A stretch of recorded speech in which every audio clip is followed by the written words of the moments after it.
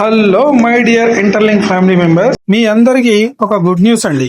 ఏం లేదు, చాలా మంది చాలా రోజులుగా మాకు కేవైసీలు అవ్వట్లేదు అని అంటున్నారు.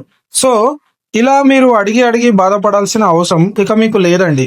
ఎందుకంటే ఇక్కడ చూడండి, ఈ స్కాట్ హారిసన్ అనే ఒక వ్యక్తి ఉన్నాడు. ఈయన ఇంటర్లింక్ కేవైసీని చూసుకునే బాధ్యత ఈయనదే అన్నమాట. ఈయన 23వ ఏప్రిల్ రోజు ఒక ట్వీట్ పెట్టాడు. ఆ ట్వీట్ ఏంటి అంటే, the performance of the curators has improved significantly around 20% compared to this previous speed అని అంటున్నాడు.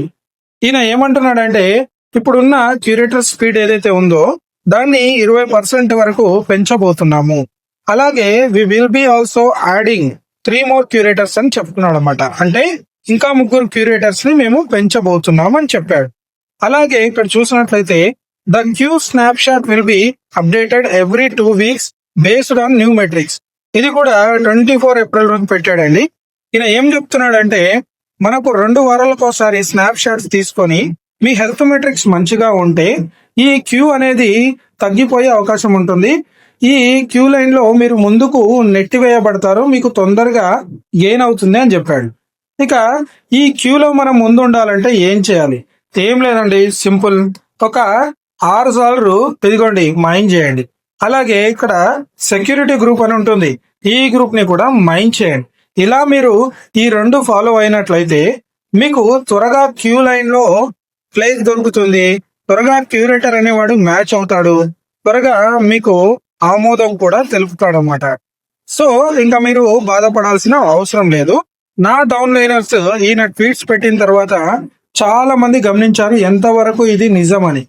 సో వీళ్ళు గమనించిన దాన్ని బట్టి చూస్తే చాలా మందికి, నా డౌన్ లైనర్స్ కి ఈ కేవైసీలు అనేటివి ఫస్ట్ స్టెప్ అయిపోయింది, సెకండ్ స్టెప్ అయిపోయింది. నాకు రోజు 10ల సంఖ్యలో ఫోన్లు చేసి, సార్ అదంతా నిజమే, వీళ్ళు అప్డేట్ చేశారు, కొంచెం స్పీడప్ అయ్యింది అని చెప్తున్నారు అన్నమాట.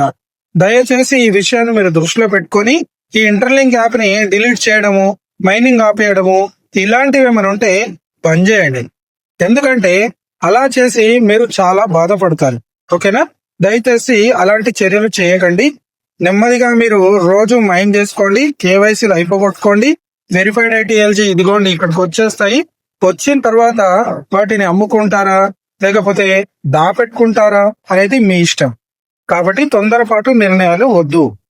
మేము మా వంతు ప్రయత్నంగా కేవీ గారిని, రీనా గారిని అందరినీ అడుగుతున్నాం కేవైసీల గురించి. దయచేసి అర్థం చేసుకోండి, మేమున్నదే మీ గురించి మాట్లాడడానికి. ఓకేనా? ఈ వీడియో మీకు ఇన్ఫర్మేటివ్ గా ఉందని అనుకుంటున్నాను. మళ్ళీ ఒక మంచి వీడియోతో మళ్ళా మీ ముందుంటానండి. అంతవరకు మీ ప్రకాష్.